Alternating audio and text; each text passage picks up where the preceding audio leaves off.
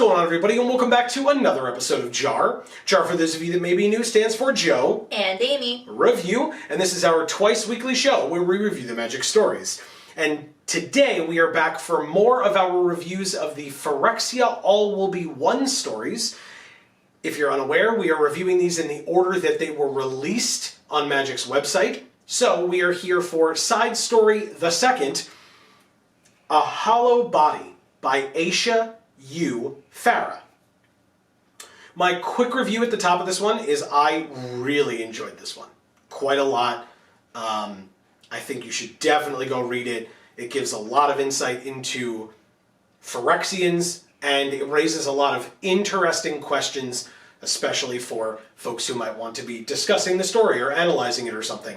And so it makes it really interesting from that perspective as well. So I'm excited to bring it to you all also. Yeah, I agree. Like you said, there's a lot to analyze here. And I started like writing things down, and then I stopped when I got to the point where I realized I was basically just rewriting the story over into my notes. And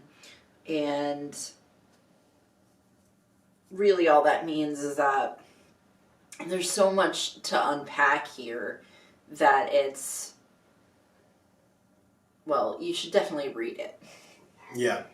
By the way... at the very least. Yeah. By the way, shout-outs to all my fellow law school people who, the first time you picked up a law book and you opened it up, you were like, I'm going to take this highlighter, I'm going to highlight all the important points, and then the first case you ever worked on, everything was highlighted, and you were like, how do I determine what is important now? Now it's just the page but yellow. So anyway, I absolutely understand. The page but yellow. That's true. So if you are interested in checking out the story for yourself and you have not been able to do so already, we try to remove as many barriers as possible for you to do so. So the top link in the description down below will take you to this story directly so that you can, like I said, read it for yourself. And then, of course, after you are done reading it, we would love it if you would come back here and continue to join us for this video because, as we always say with this show, this is a discussion. So we want to hear from you about anything and everything at any point in the video. You have something to say, pop down to that comment section down below and give us your opinion. Is there something that you agree with us on? Disagree with us on? Is there something that you thought we would talk about that we didn't? Whatever the case may be, we want to hear from you. That's what those comments are for. Before we move on to the full review itself, just a reminder, hi, welcome to the channel. Thanks so much for being here. We hope that you're enjoying the things that we're doing here on this channel or any of our other channels, because we have two other channels. We have Video Games for All. And Gluten Free for All. Those links are also down in the description box below, and we encourage you, whether you're on this channel or either of those, to subscribe and ring that bell so that you will get notifications whenever any of our videos come out, or on this channel whenever we go live every Monday and Friday at 8 p.m. Eastern. Mondays we play MTG Arena, whatever limited format happens to be going on at the time, or viewer battles sometimes. And then on Fridays we play whatever video game we happen to be playing at the time. This Friday we will likely be finishing our first ever playthrough of Shadow of the Colossus on this channel. Those VODs go up on Video Games for All, so if you've missed the playthrough so far, you can go check that out on Video Games for All, and then try to catch up on what you might have missed in advance of Friday's, like I said, likely finale. Anyway, thank you for bearing with us for that. We appreciate it. Those things really do help us out a lot. So like I said, if you're enjoying those things, that's a great way to support us. And then last but not least, don't forget likes and shares on any and all of our videos go a very, very long way, and we really appreciate it. But on to the full review itself. Another side story. So two side stories in a row. Last one you loved more than I did, but I still enjoyed the last one. This one, I feel like I liked more than you. Yeah. Despite me saying that I needed to write all of it down for my notes, I don't think I liked this story. I loved it, man. And we'll talk about why. Like, there are very particular reasons why, which isn't always the case. Sometimes I'm like, I just like it. Like, I can't tell you why. It's just really good and it was entertaining. Like, this time I have, actual reasons, I think. So what I would say is I have reasons why I should like it, but I can't tell you why I don't. Okay, fair enough. Does that make sense? Yeah, for sure. So something interesting about this story was I feel like we have never read a story that was like this perspective-wise. Mm-hmm. There has never been a story, to my recollection, that we have read where the whole story basically was a narrator using the word you and yours and you've and things like that, referring to the character, which when we were discussing it after the fact, we kept referring to it as our character, as if like we were playing a role-playing game of some kind. And it was like, well, our character did this and thought this and said this, because the character is called you the whole time. So the reader is being told that they are this character, even though this character is a Phyrexian angel monster creature thing. So, whose purpose is specifically to kill people, basically. Yeah, they're used as like a weapon, which is what Atraxa tells them, and they think that their purpose, as all Phyrexians, is to advance the call to Phyrexia across the multiverse, and that it's supposed to be, I guess it gets into the weeds a little bit, but that it's supposed to be a collective want as opposed to an individual want, and so arguably, that one individual, us, if you will, should have no motivation to live, and that the sole motivation should be to advance Phyrexia. So if the best move for that individual is to die to help advance the Phyrexian purpose, then that is what that individual should do, because it still advances their ultimate purpose. Right. And again, like I said, that gets into the weeds a bit of what the story talks about, and kind of presents the chief conflict that we run into in this story, which is that, do we have those mortal feelings, or those because I keep wanting to say human feelings, but it's not human. Like, that's not, I say that because we are human and we're trying to relate to the story, but there are elves and other creatures that are also being turned into Phyrexians or completed. And so if at any point today I say human or humanized or whatever, what I mean is not a conscious being, but part of the Phyrexian hive mind, if that makes sense. Does that make sense? No. Wait, what? Did I say it wrong? That if I say human, then I mean any of the races that are not Phyrexianized. Right, yeah. I may have misspoke. Thank you. Okay. I was like, wait, what? Now, I want to talk about this very, very briefly, and then I will move on. I have talked about this in JaAR a million times. Unfortunately, I have to say it again, but because it literally came up twice in the whole story, it was just very close to one another, I will do it once and only once, and then I will move on. Twice in this story, in a short span of time, the word your was written incorrectly. I believe. Now, you brought up, it's definitely possible, and I thought this as well. It's possible that the word our was supposed to be there because it's like a collective hive mind type of a situation. I fully understand that. My point is, it never is mentioned that way in the story ever again. It is written as our twice in 2 paragraphs in a similar way that the rest of the story is told, and it is never written that way again. Right. Every other time it is you, your, you are, etc. Yeah.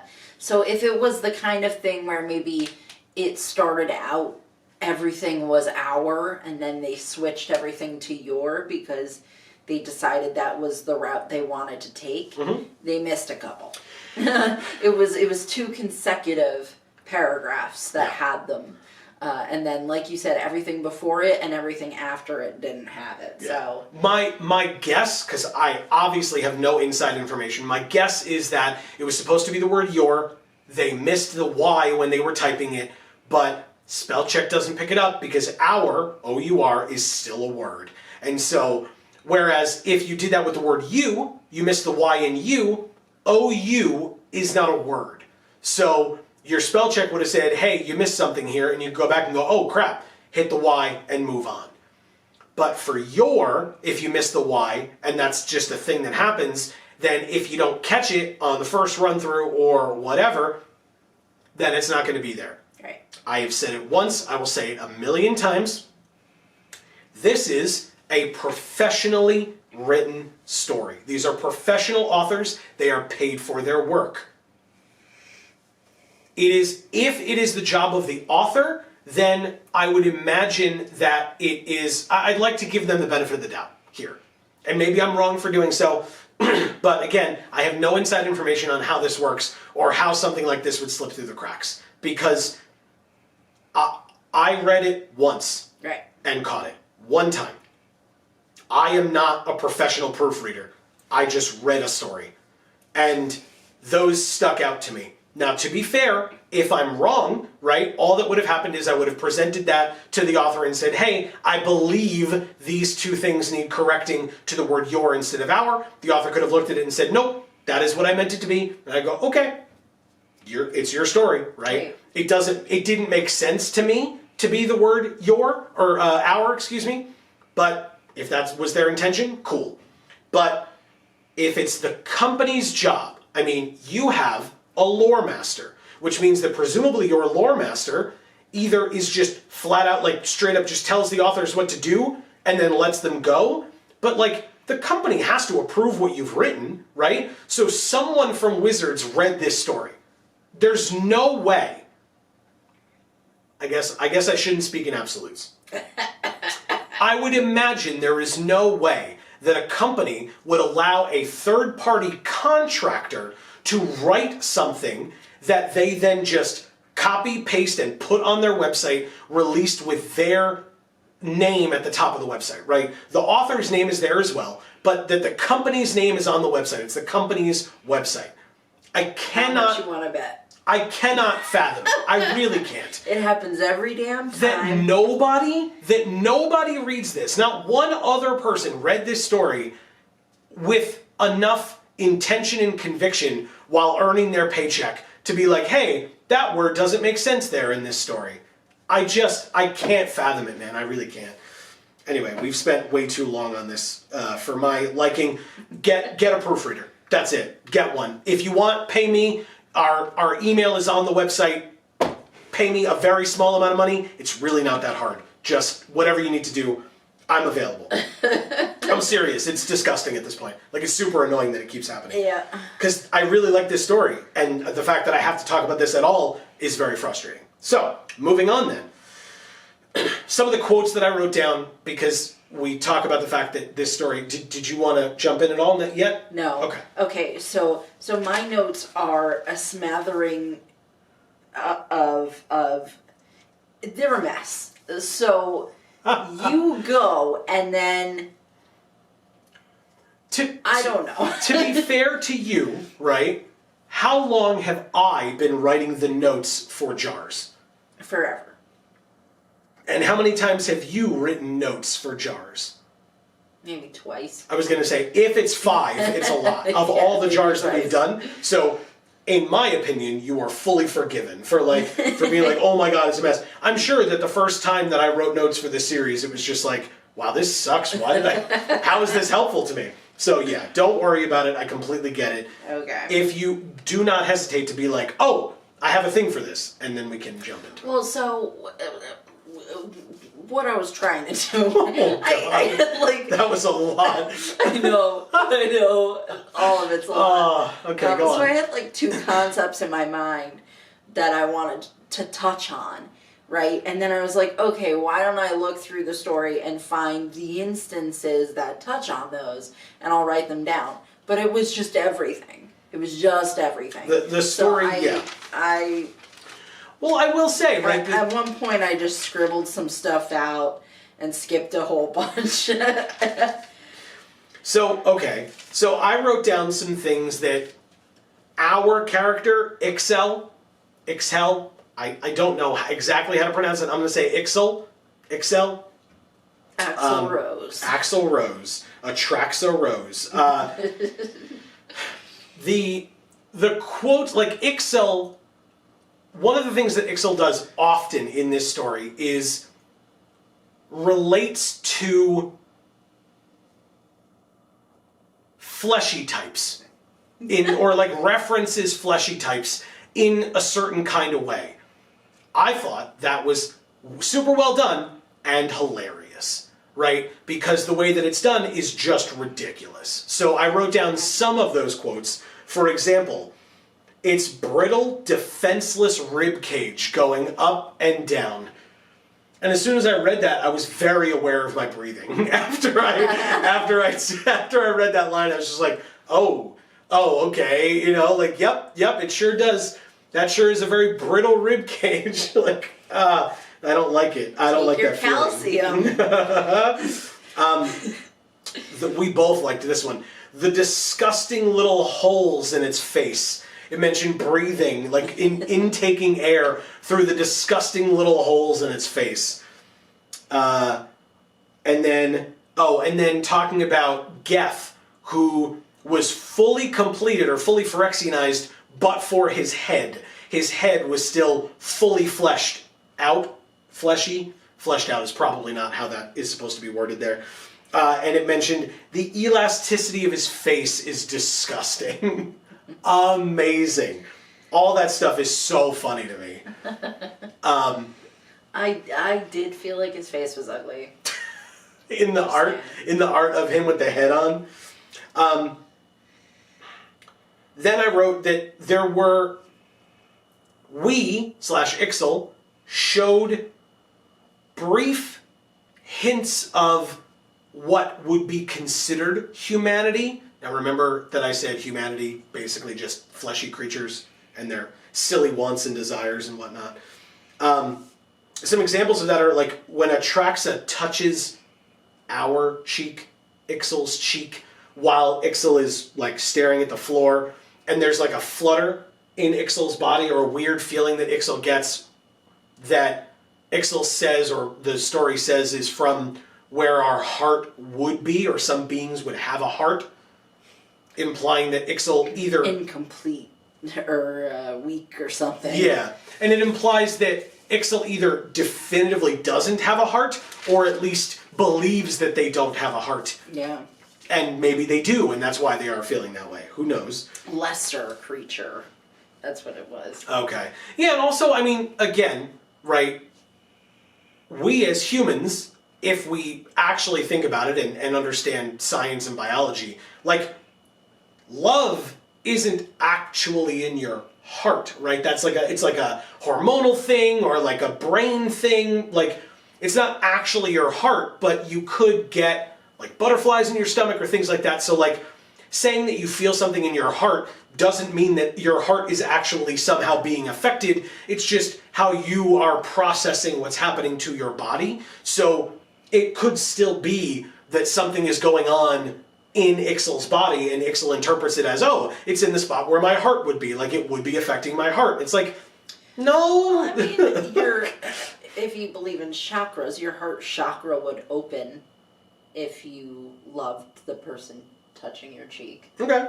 I will say I do not know much about chakras, so it's not necessarily that I don't believe. I don't know enough about it, so that is why I guess I said it the way that I said. But I mean, like, regular people don't even necessarily feel that most of the time. So, okay. Like, a Phyrexian's not going to feel their heart chakra open. Okay. Like, no. Well, I mean, but if this is like, I mean, it's not, but if this is like your god, you know what I mean? Like, Atraxa is basically the end-all, be-all for Ixel. I mean, I guess that's Elish Norn, but that Atraxa was Ixel's creator. I mean, that's what most humans refer to as their god, would be their creator, right? So it's basically your god has touched your face, right? So that, I imagine, would be a moment where your heart chakra would want to open or react in some way, because your literal god has touched you, has acknowledged you in that way. While you are purposefully not even looking them in the face, you're staring directly at the floor, even though you are aware that you are in their presence, right? So, and it's right when she says, "You're my most perfect creation." So, yeah. Sure. There's also, again, talking about whether this is just what all Phyrexians feel, but they try to like pass it off as whatever, or if this is kind of showing that Ixal is kind of shirking the completion a little bit and beginning to get more, again, human feelings or non-Phyrexian feelings, where Ixal is presented with the thought of dying by Balaxis and says that that feeling unsettles something in the core of you. But again, as I mentioned earlier, it shouldn't. Because the whole point that Balaxis tries to bring up, and then later Geth does, is that if it is for the benefit of Phyrexia for you to die, you should be perfectly okay with dying. Right. Because it is for the benefit of Phyrexia. And so your death should not be something that concerns you, because as far as you are concerned, as a Phyrexian or a completed individual, your sole goal is to spread Phyrexia to the multiverse. And so if the best way to do that is for you to die or be grievously injured or whatever, you should accept that willingly and unquestioningly, because it's the right thing to do in this case. Or because you're brainwashed into thinking you should. Right. I mean, whether it's programming or whatever, right. For sure. And so that's what happens here, is you get that feeling. I was going to say you, but you get that feeling that, it unsettles you, because death is, at least for those of us here in this world, death sure is finite, right? There's no more definitive thing. Like, when you're dead, so you don't get to continue on. There's not like, oh, well, it's worth it for this reason or that reason. So it unsettles Ixal. And then it mentions feeling the warm thrill of victory in, I guess, completing the puzzle, right? Was when that was referenced. Completing the puzzle to get through the door. Like when you get to kill something, or the feeling you get when you kill something. And then Ixal's first thought is that Ixal wanted to turn around and kill Balaxis because they were feeling the feeling of killing something. Right. So then they wanted to turn around and kill something, which I think is kind of ironic. If you're already experiencing that feeling, why would you want to do the thing that gives you that feeling? You're already experiencing it. Because the feeling is exhilaration. I guess. So when you're exhilarated, you do things that make you feel more exhilarated. Yeah. Like, that's really all it is, right? It's just that they don't understand what that means. Mm-hmm. And they don't know what it is. Also, I didn't realize this until after we'd finished reading the story, and you had gone back to read the portion with the puzzle on the wall, because you had made that joke. I don't know if you want to make it again, or you just want to move on. I don't know what you're talking about. The buttons with the tones, the different tones. That was the puzzle. They pressed the buttons, and it had different tones, and then I understand what the puzzle is. I just don't understand what joke you're talking about. You said the Phyrexians have weird doorbells. They do. That's funny to me. That's I didn't know if you wanted to make that joke. That's real. Not a joke. It's just real. It's not. Oh my god. So, what I thought it was funny was that Balaxis had to help Ixal get through this door. And I was like, oh, it's just a real life CAPTCHA, where you have to just prove that you're not a robot to be able to get through the door. And since Balaxis is not fully completed yet, and Ixal is, Ixal could not have gotten through the door without Balaxis' help. It is just a fantasy version of CAPTCHA. We found it. Great job, Aisha, you, Farah. I see you. I noticed it. Great job. Well done. Well, and so that's why it makes sense for that to be there at Geth's lair. Yeah. Because Geth has his head. Yes, and makes a lot of contracts, it seems, with the uncompleted, and so those would be the ones that Geth would want in his lair to be able to kind of keep perpetuating those contracts or fulfilling on them or getting paid for them or whatever it is that the contracts do. Because I wrote so many different things here. Go ahead, please. No. So, like, you said before when we were talking about this that Geth chose to keep his head. Yes. And I was like, okay, now I get it. So Geth chose to keep his head because he knows that that means he won't lose all of these memories. He won't forget what nostrils are. He won't forget why he feels a flutter in his heart when somebody touches his cheek. Okay. Whom he loves. Sure. Right? And then he can do things like manipulate somebody. Yeah. And say, like, what you have in your notes. Yeah. There's a spot where you're like, it's over here. Oh, no, that's not it. This? Yeah. No, that's from Atraxa. She calls those out. Oh, okay. But I wrote here, he used good tactics in making you doubt yourself and question your orders in your mission. That was what Geth did. Like, Balaxis did it a little, Geth did it a lot and very well. Right. Which he would only be able to do if he still had his brain. Right. Right? Yeah. His independent brain. Right. As opposed to his hive mind brain. Yeah. Sure. Yeah, and still then had autonomy over his brain. Yeah. And then the fact that Ixal ends up finally getting the better of Geth, which I was a little surprised by. I mean, Geth is like a pretty major character in the lead up to this story from our last visit to Mirrodin / New Phyrexia. But that Ixal / Atraxa, I suppose, gets the better of Geth in that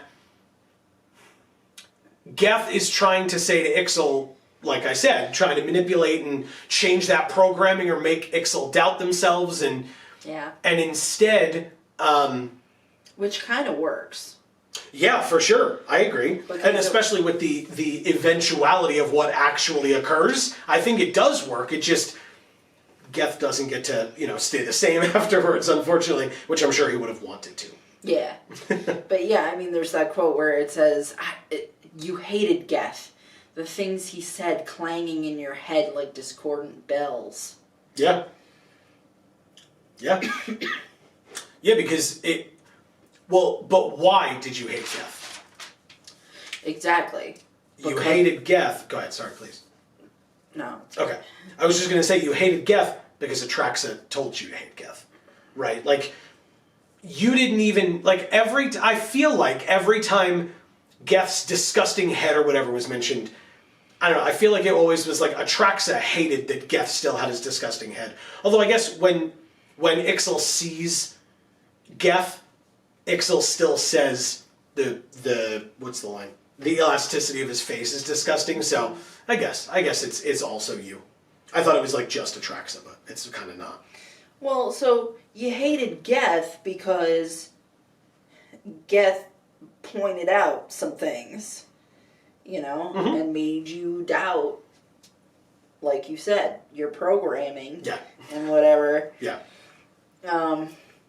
And kind of like what you said, you show up here in this, like, gross place, you see these gross people, you have to interact with them, and you think the whole thing is gross. Because every single one of these quotes on the front of this first page is just me making notes of how Ixal just thinks they're better than everybody. They're just like, oh, I'm perfect, y'all suck. It's not, you're unclean, you're incomplete, you're disgusting, I'm a perfect creation, it's not hubris. All these things. Yeah. And it's like, okay, well, clearly this story is about you figuring out that that's not really the case, right? Yeah. So, and by the end, they sure did. Yeah. And so then we get to this, unless you had more to talk about before No, that. go ahead. When Ixal kind of presents themselves back in front of Atraxa, Atraxa's like, what happened with you, Ixal? And Ixal's like, well, I did these things, you know, and was, I think, expecting praise, right? Returning to your creator and saying, look at all the good I've done. Look at what I brought you. I made this. And we'll get to what this is in a moment. And Atraxa responds with, like, anger and frustration. And Ixal's like, but why? Why are you so upset? I wanted to, or I thought that this would be, and Atraxa was like, you thought. And stopped Ixal right there, and Ixal was like, oh, right. Because if it was right, I would have known. I wouldn't have thought anything. It would have just been for the good of Phyrexia, right. And there would have been nothing to think about, and I wouldn't have had to do what I did, or, thought that it would be a good idea to do what I did. And then later on, Ixal mentions that they wanted to do something. It's not about want in Phyrexia. It's about what is, right? If it is not to advance Phyrexia, it is not. There's no need to do it. There is no need for it to exist. And so your thoughts and your wants are irrelevant. And yet, at the end of the story, or towards the end of the story, that's what Ixal had done, was what they thought was right and what they wanted to do. Mm-hmm. I don't know if you have anything for that. I wanted to save you. That was to Geth that was said? Yes. Yeah. Well, it wasn't Geth anymore. It was Vishgraz. Yeah. So I just wrote down... So I talked about, how you hated Geth, but then it says you liked Balaxus. I also liked the elegant lines of his incomplete flesh. Mm-hmm. Right? So now, all of a sudden, it's not disgusting, it's elegant, right? And then the way the light glinted off his bright eyes and pale body, right? Oh, okay. So... okay. You sound super Phyrexia now. I'm buying it. You don't know why. You just didn't want either of them to disappear. You wanted to bring them with you. You wanted to save them. And yet, Ixal, ends up putting Balaxus up on the Dominus spear thing. Yeah. And Balaxus is like, but I helped you. And Ixal's like, I know. Just leaves him there. Like, oh my god. Now, okay, let's talk about that a little bit. Did Ixal do that because Ixal felt like Balaxus was temptation, and this was Ixal trying to forego that temptation? Perhaps. The other thing it could be, right, is that Ixal thinks that this, what we consider to be ugly Phyrexians is this perfect, perfection, right? Okay. So this beauty. Yeah. Right? So perhaps it is just that when they make Vishgraz, right, they're like, oh, like, it's going to be perfect now. It's going to be beautiful. I'm going to love this now, right? I hated Geth, but this I'm going to love, right? Because I'm creating it. And it's going to be perfect, right? And so maybe doing that with Balaxus was just like a way of like almost revering Balaxus. Like putting him on display kind of a thing? Yeah, like I just didn't want either of them to disappear. Okay. Right? I just wanted you know, I like that a lot. I like that idea a lot. because I mean, that paragraph has such reverence in it, right? Yeah, for sure. The elegant lines of the flesh, Yeah. and the light glinting in the bright eyes and the pale body, right? That's reverence. Again, Ixal doesn't know that. Yeah. Because the only reverence Ixal has is for Phyrexia and everything else. Right. But and the Atraxa and Elishnorn and right, whatever, yeah. and so we don't really know if it was, I'm defying the fact that y'all are making me feel something, Yeah. and I don't want to, Yeah. right? But there was that other quote before where you ignore it and hope it goes away. So far, it always has. So far. Right. And, Yep. and that was in reference to the cheek touching, right? Yeah. The feeling something in your heart. And I mean, I don't know. And honestly, I don't think Ixal knows. Well, yeah, that's the point. I mean, Ixal doesn't know, we don't know, because we are Ixal in this story. Yeah, exactly right. Exactly right. And that's why there's so many different options. Is it this? Is it this? We don't know. Yeah, you're right. You're not supposed to know. Because Ixal doesn't know, so we don't know. No, you're absolutely right. You're absolutely right.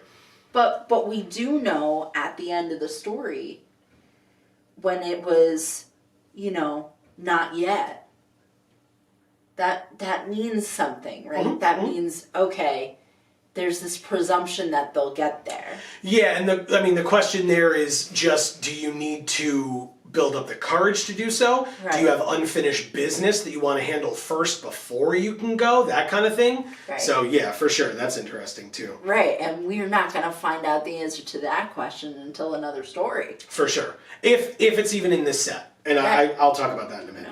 But let's talk about Vishgraz. Is that cool? Yeah.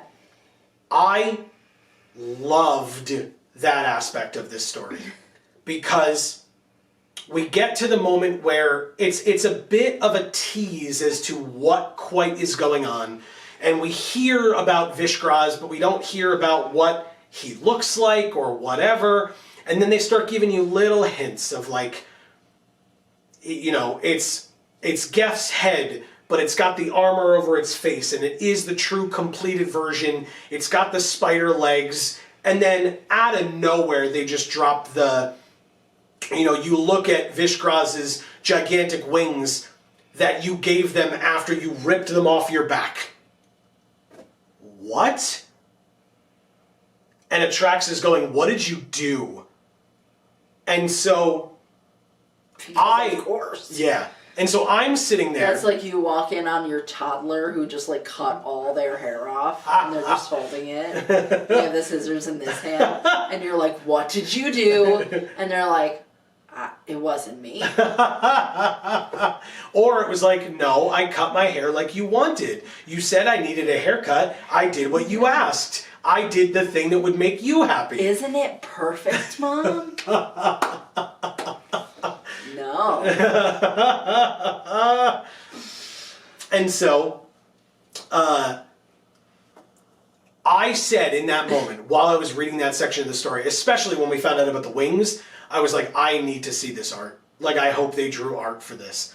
And then you scroll down a little further, and the art is there. And it was phenomenal. Yeah. Like, it was so good, it was so gross, it was so shocking. And that is why you let your stories come out before your previews. That's why you do it. Because if I opened the set, or I saw the Commander previews, or wherever the hell this card's going to be, because the art exists for it, if I had seen the Vishgraz card, I would have still had a moment in the story, and it would have been when Ixal says that they created Vishgraz, you could have gone, that's what Vishgraz is. Vishgraz is Geth with parts of Ixal on it. But you would have already known that Vishgraz had wings. That wouldn't have been a surprise to you, so that moment in the story wouldn't have been a thing. And you wouldn't have had that moment of scrolling down and being like, oh my god, that's what Vishgraz looks like? But you had that in this story. And that is why you need to give your stories breathing room. Let them breathe. Because this is a side story. I don't need to speed run reading through these stories to be able to find out which of the Gatewatch planeswalkers have been completed, or which of the 10 planeswalkers that are there, whether they're Gatewatch or not, have been completed. Oh, and Tybalt. Right. It's because, honestly, from what we've learned, even the stories don't fully tell you when a planeswalker's been completed before the previews do. Why would it? But if you let your stories breathe and you give them the time that they deserve, then Aisha Ufara and the other authors get their time in the sun. But if you don't, they don't. Sean McGuire wrote the main stories, and we haven't gotten there yet. But the MO of Wizards... Love Sean McGuire. I know, right? The MO of Wizards recently, with the release of their Magic stories, has been that the final story that is released the day of previews beginning, where they make the whole video and spoil every aspect of the story in the video, so you better have read all the stories up to that point, and they give you the story that is released the day of the video, you get an hour. On a work day, in the middle of the work day, you get an hour to read that story before the spoilers go up. Yep. So that means that if you're working that day and you would like to, I don't know, keep your job instead of reading a Magic story while you're supposed to be working, what you need to do is say, okay, I can't watch this video or listen to it, the preview video. I can't go on Twitter. I can't go on Facebook. I can't talk to my friends. I can't go on Discord. I can't go on Reddit. You can't go to any of those places because the spoilers or the previews, right, they're not spoilers at that point, but the previews, they're spoilers for you. The previews will be rampant. So that day, you have to be a pariah. You have to lock yourself away from everything if you want to just not be spoiled on the story. But also, depending on what the fifth story is, the leaks that have already happened for the set may have already done it for you. Yep. So, the leaks are not something that is Wizards' fault. Or at least not something that is the story team's fault. Right? Because that was cards getting out. The story team has nothing to do with the production of cards and where packs go and if cards are put into Dominaria Remastered or not. Again, I don't know that definitively, but like, they're very separate departments. That's probably, there's very little chance that's how that works. Yeah. So I can't be upset with the story team for that. I can be upset with the people who are in charge of that as a whole, and or, obviously, the individuals who decided that it would be a good idea to chase clout or whatever and spoil the things that they spoiled or leak the things that they leaked. But my only point, or my main point, that I got away from a little, but still, let your stories breathe. Aisha Ufara deserves it, because they did a great job with this story. Every author deserves it, because they did a great job with their stories. The only other story that we've read so far was written by Cassandra Kaw. Cassandra Kaw deserves it, because she wrote a great story. So, Shauna McGuire deserves it, obviously. I don't mean to leave anybody out. Those are the ones that we know of so far. The other authors that have written the side stories, I mean the exact same for them. I just didn't name them. But if you release 2 stories a day, and you started them on the 12th and you finished them on the 17th, That's 1, 2, 3, 4, 5, 6 days. 10 stories in 6 days. And, to my knowledge... You best not have anything else to do. To my knowledge, no new ones were released on Sunday. So it's 6 days, like calendar days, but it's only 5 days because it's 2 stories per day. 5 days, 10 stories. Okay. So that means that if 2 stories are released on the 17th, it means that you have an hour to read 2 stories before the finale, or before the previews start. Which is insane. Like, that's not going to happen at all. Nope. For anyone. Nope. I just... It's unfathomable to me. I'm so tired of talking about it. But my point is, to bring it back to this story, or the thing that I want to emphasize is, that moment with the Vishgraz art is why you do it that way. That's why. Because if I had seen the art for Vishgraz in Commander previews or in the main set previews, it would not have been as impactful in this story, and it has happened before. Many times. Where you're like, oh, the story's trying to make a big deal out of the fact that Ajani is the sleeper agent.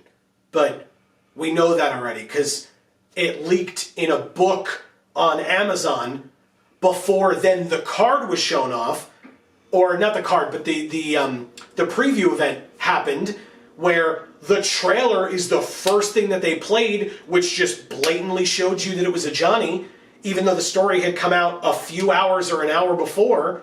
Like, how does that make that story interesting and impactful now? It undercuts a massive part of it. So this story showed you what it could be. Yeah, but they don't mind undercutting the stories, which is very clear. Like Yes. the fact that they don't want to pay the writers benefits or actual salary. Yeah. And they don't want to, and they don't care about the Vorthos. Just realize that I'm not correcting you. I'm saying for folks who might need the clarification, we've used different theys multiple times here.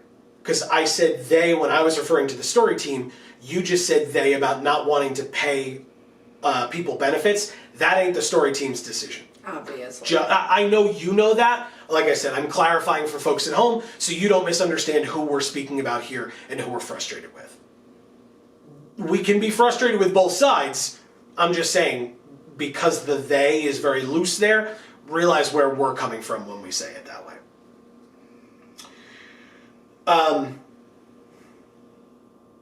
This story is called A Hollow Body. It talks about that feeling where your heart should be, or where a heart would be, or whatever. The story ends with a quote that says, deep in this, or not specific, literally ends, but, oh, actually, yeah, it does. It does. It's literally the last line. So do you want to say something else first? Yeah, I have Go a for it. whole Yeah. bunch of Do you things think? to say still. Good. So Vishgraz,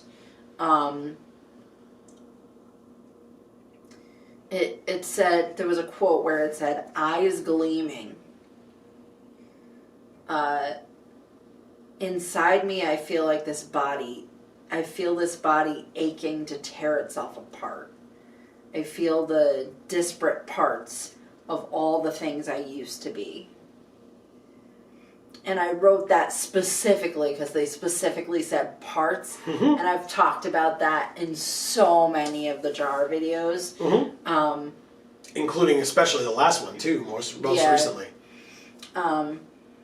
So I just felt like that particular line was so perfect because it's just like all the disparate parts of all the things I used to be just make me feel like I want to rip my body in half. But also, then Ixal's response. I mean, I don't remember what I used to be.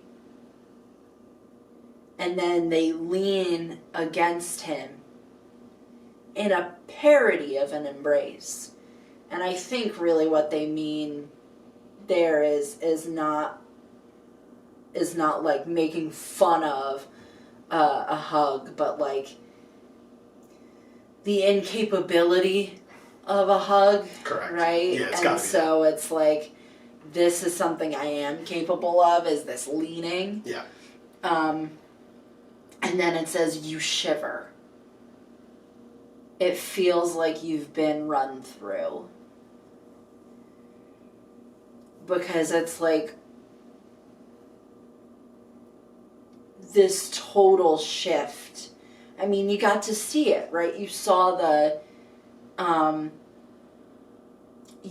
the process of going from, I'm a Phyrexian, la-dee-dee-da, I'm gonna kill people, la-dee-dee-da. I can't open a door. Gotcha. Help. Right.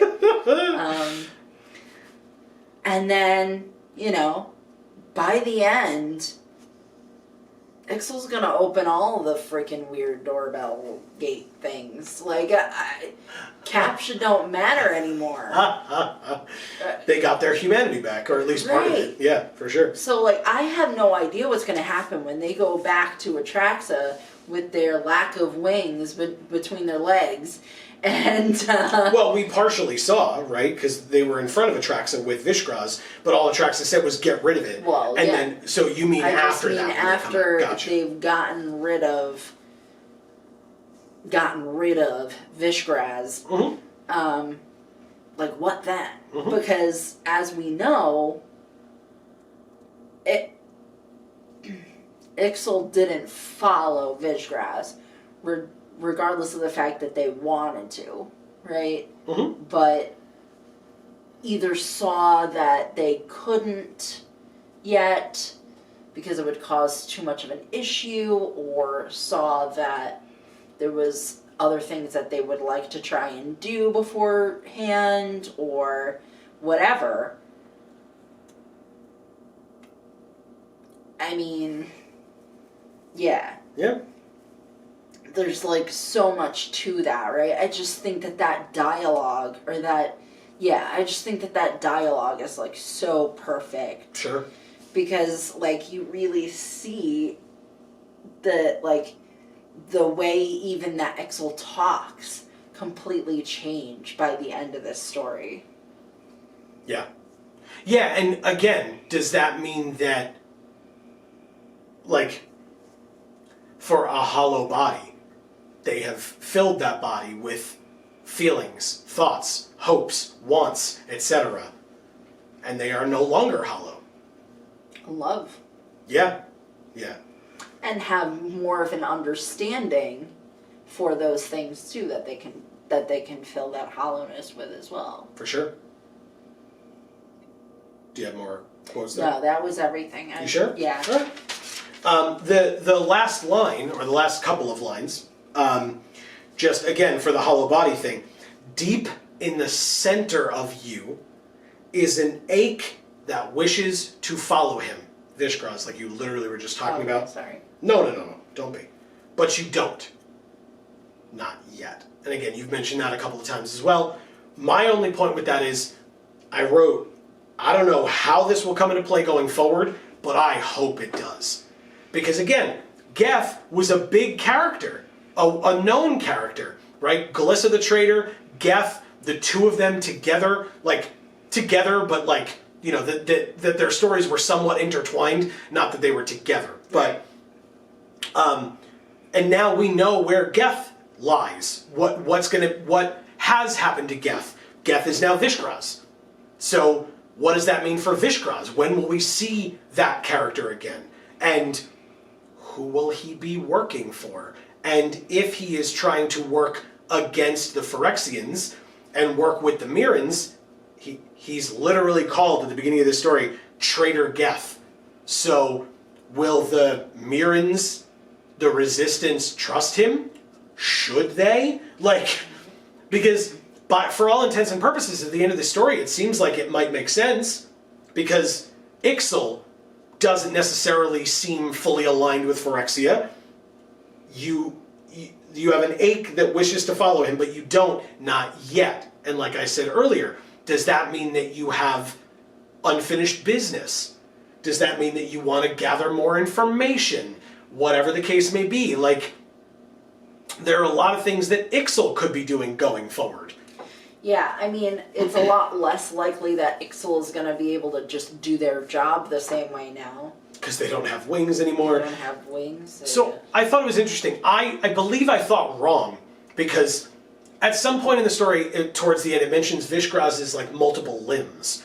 Now again, we know that Geth, when Geth was the human head and the like Phyrexian body, it was kind of an arachnid-like body with multiple legs and arms and etc.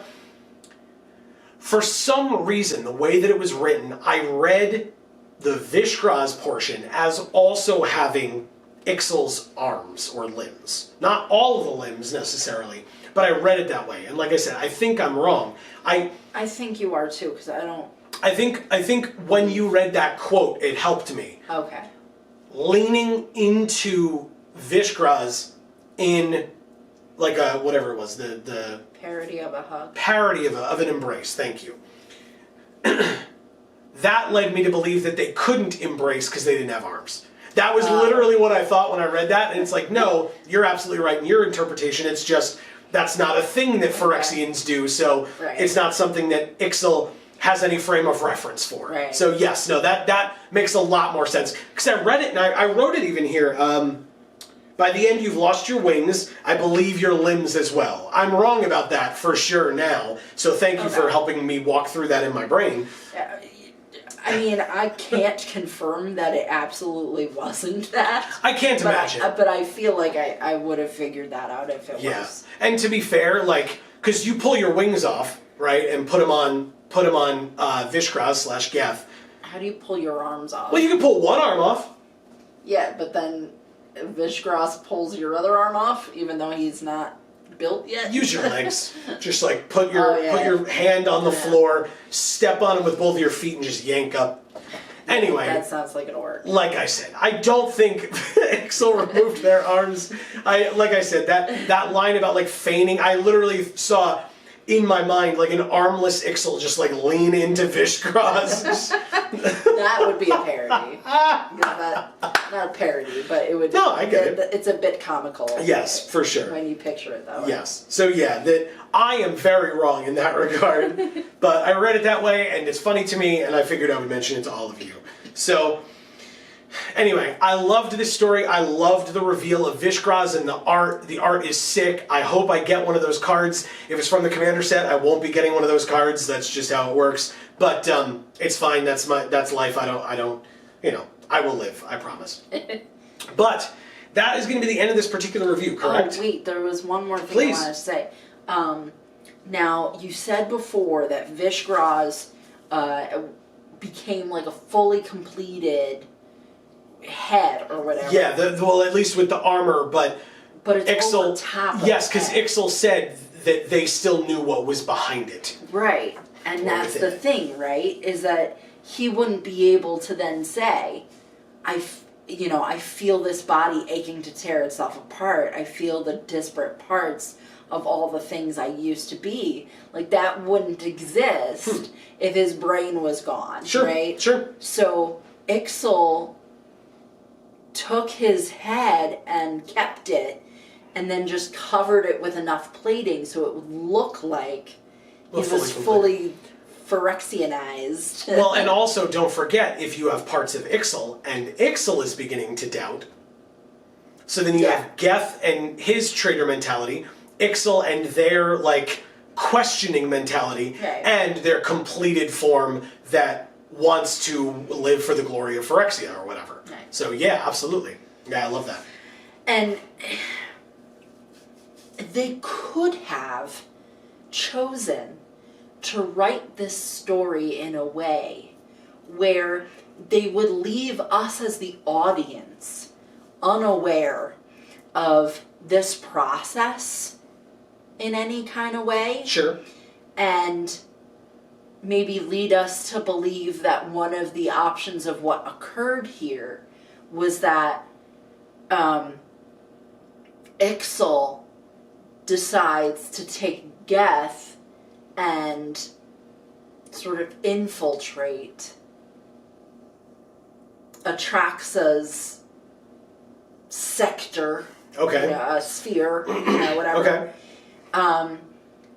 with Vishgraz, and the two of them are like the Bonnie and Clyde undercover. So they die at the end? You know, I don't know. You know, like that could have been a thing. That's Thelma and Louise. I did it wrong. A Bonnie and Clyde also died. Did they? Okay. I believe. It shows my I don't know my old references well enough. Yeah. I think they got shot. Whatever. Leave it in the comments. If you know, leave it in the comments. Let us know. But anyway. And maybe that will eventualize, right? But like I said, I want to know where this goes. I do not expect that the next side story will be that, but I look forward to where this goes. And as with literally any time I say this, I just hope it's not like 6 years from now when we're back on New Phyrexia again, and it's like, oh yeah, I kind of remember that. It's like, that's not going to be as interesting to me, because we're going to be 3 different story teams deep at that point, and they're not going to give a shit anymore, and so it's just going to be like, oh yeah, I remember Ixal. They're different now, so yeah, I don't know, man. I just hope it's soon, because this seemed really cool, and I hope we get to see more of this story or these characters. Yeah, I really want to know what happens next. Same. This is one of the few stories where it ends and you're going, oh shit, like I need to know what's going to happen next. Yep. Tell me. Because they usually like come to enough of a stopping point, or if they do a cliffhanger, it's like, okay, well we know what's going to happen. Or they've already spoiled what's going to happen. Yeah. Or whatever, like some kind of stupid thing. But this is like one of those ones where it would be really, really cool. Yeah. To see what happens next year. For sure. Because it's like, there's a monkey wrench in Phyrexia now. Yeah. It exists. And if it's there, then somebody can turn it. Sure. Right? Yeah. And what does that mean? And it especially means the whole machine could explode. Well, it's not just a monkey wrench. It's a monkey wrench that, if Ixal plays their cards right, is right in the heart of Atraxa and Elishnorn's area. Yeah. Or throne. For sure. I mean, it's the perfect positioning. But it's a side story, so there's no way to know if we will ever hear about this again. Who knows, guys? I hope we do. I truly do. But we want to know from you. Do you hope that that's the case, or are you like, I don't care, give me, the Gatewatch and the Planeswalkers, and this is none of those, and I just don't care. Like, I would respectfully disagree with that way of thinking, but you are 100% entitled to your opinion, and we want to hear that opinion for sure. Yes. Because we have always said our opinions are not the end-all be-all, whether we agree, disagree, or are just like, adjacent to one another. You all have your thoughts and your opinions, and many of you have taught us things as well, or corrected things that we have said along the way. Or reminded us of things we completely forgot about or left out. Yeah. Like, that's so important. Yeah. Because that can completely change the trajectory of a story, right? If there's like this one little piece we forgot or like didn't really hear when you initially read it, it can completely change our interpretation of the story. Yeah. So I think reading a story like this and finding ways to talk about talking about where we want this story to go going forward, combined with, fantasy captcha. I think that's a really great way for all of you to join us as we show off our Hashtag Vorthos Pride. Like I said, any and all thoughts that you might have down in those comments below. We want to hear from you, so please do so. We will be back, hopefully, this Thursday, if all goes according to plan, with the next episode of JaAR, where we will be covering the main story, episode 1. Because that is how they released it, and like I said, I'd like to review them in the order they released them to the best of our ability. I've been trying to follow along with the releases so that we know when those stories come out and in what order, so that we know what order to review them in. And as always, sorry, not sorry about the fact that we're not releasing all of these one right after the other, because we are going to let the stories breathe, as well as the fact that we have other things that are going on in our lives and cannot just spend all of our time reading stories and filming JaARs. We love and appreciate each and every one of you. It has nothing to do with you. So please be aware that we are doing our best. Nobody has really given us, crap for it. So I'm not saying that, but I'm just thank you for your patience as we deal with this complete and utter nonsense. And we will do our best to get these reviews that we want to do out to all of you who want to hear them and see them and etc. And it really is us doing our best. Like, sometimes it's hard, guys. Like, legitimately. Yeah. You laugh, but legitimately, sometimes it's freaking hard. Well, and especially, again, because we want to give them their due, right? I could half-ass this to Kingdom Come. That's not the point. Right. I mean, look at me. I tried to write down the whole story on these pieces of paper. I gave up less than halfway through. I love how you picked them up and shook them. You're like, look what I did. Because they don't know. Look, I get it. And Amy's right. So thank you to all of you for the support. Thank you to all of you for the kind words, the kind comments. We would love to have you on stream Mondays and Fridays at 8 p.m. Eastern, and that's not just for a plug. Amy does a really great job of making sure that all of you are taken care of in that chat. So if you want to come in and talk about the story, as long as it's a story that we've talked about on JaAR, because I'd rather not spoil it for us and or for your fellow viewers, that would be great. We would love to have that conversation with all of you. Yes. Especially, it doesn't matter whether it's the Monday Magic streams or the Friday video game streams. Yeah. We talk about whatever the hell's going on at any given time. So come in and talk about, within reason, whatever you would like. So, and we would love to have you no matter what. So, like I said, a while ago now. That is the end of this particular video. Thank you all so very much for being here. We hope to see you this Thursday for more JaAR.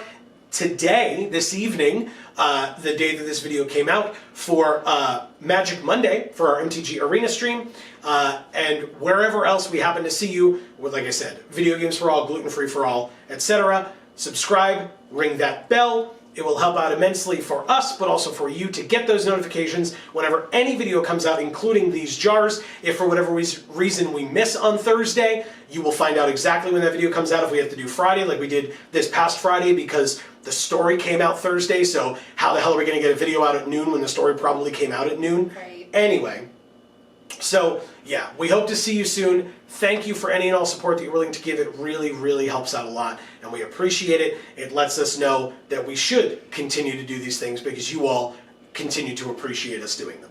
Yeah.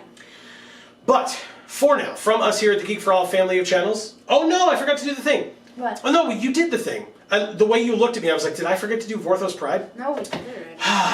Anyway, for now, from us here at the Geek for All family of channels, I have been Joe. And I'm Amy. God, it's hard sometimes, guys. But as we always say, in whichever... It's okay, it's over now. Yes. As we always say, in whichever video of ours you watch next, we will see you all next time. Thanks, everybody.